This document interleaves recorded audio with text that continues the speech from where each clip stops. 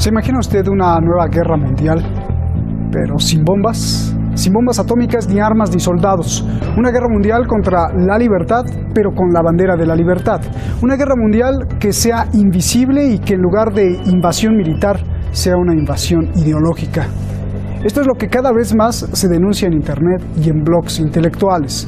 La construcción de un gobierno global que controle al ser humano, que lo controle a usted y que le diga qué tenga que hacer, qué pensar, qué comprar y lo peor, que usted ni siquiera se entere. La alerta parece comenzó en Ucrania. El politólogo Alexander Dubček denuncia que una reforma educativa en ese país intenta debilitar mentalmente a los estudiantes. Les darán menos matemáticas, eliminarán asignaturas y cuestiones de identidad histórica. Todo para ajustar a la nueva generación a un nuevo pensamiento. ¿A quién acusan de estar detrás de todo esto? Pues es al billonario George Soros, que además en agosto se revelaron más de 2.000 documentos de cómo este millonario y sus fundaciones de ayuda en realidad estaban tratando de manipular incluso las decisiones de los votantes en Europa. Soy Roberto de la Madrid y esto, la guerra de las ideas. Comenzamos. George Soros, uno de los hombres más ricos del mundo, es especulador financiero y filántropo. Tiene 86 años y es de origen judío. Nació en Hungría, tiene nacionalidad estadounidense. Defiende el liberalismo económico y la filosofía de la sociedad abierta. En 1979 fundó esto en Estados Unidos. Se llama Open Society Foundations, una red privada de fundaciones en más de 100 países. Explica que es para apoyar con dinero a la democracia, a los gobiernos responsables, a la justicia, los derechos humanos, la educación, la salud pública y los medios independientes. En 1979 ayudó a estudiantes en la Sudáfrica del apartheid. Hasta el 2011, Soros había donado más de 8.000 millones de dólares a nobles causas. En 1984, en Hungría, creó una sociedad cultural y educativa. En 1980 ayudó a socavar el comunismo en el bloque del Este. Su firma compró la mayor parte de acciones de Facebook, Google, Microsoft, Apple, Ford, YPF, Herbalife, Motorola Solutions y varios otros. Los documentos también revelan proyectos de transferencia de dinero para desestabilizar gobiernos. Su fundación en Europa del Este jugó un importante rol durante las protestas de Euromaidán en Ucrania, hecho que culminó con el cambio de poder. En Ucrania, las organizaciones de Soros patrocinan medios antirrusos. En España destinó dinero para entrenar a periodistas y decirles cómo se debía hablar de la Unión Europea, o para investigar parlamentarios que pudieran favorecer sus ideas. Según el portal Sputnik, intelectuales de Ucrania denuncian que Soros manipuló la reforma educativa para tener estudiantes menos preparados, fáciles de controlar ante trabajos de limpieza. La pregunta, George Soros, con sus fundaciones, ¿en verdad trata de ayudar al mundo en una noble labor? ¿O qué hay detrás de sus miles de millones de dólares de ayuda, por favor? Detrás de esas ayudas está un gran poder económico, un inmenso poder económico con múltiples ramificaciones en diferentes áreas de la actividad humana. Por esta razón, que nosotros no podemos creer que esa sea una simple ayuda.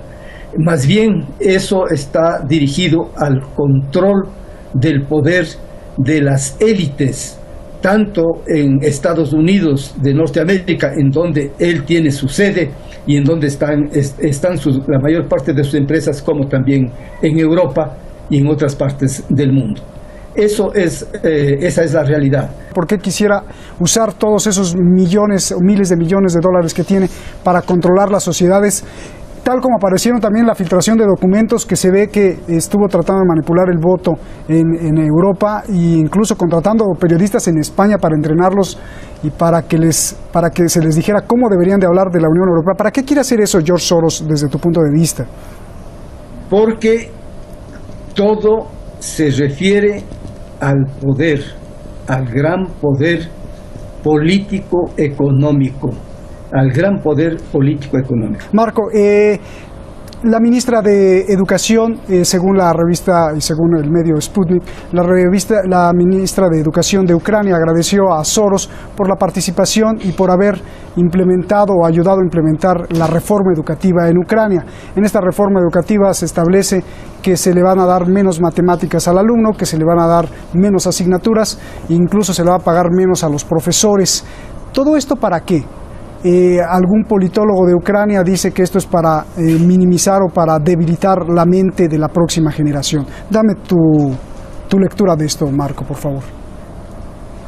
Bueno, uno de los lugares, figurativamente hablando, por donde pueden penetrar elementos disociadores y que golpean y que laceran la estructura cultural de valores de un pueblo, justamente es el conocimiento.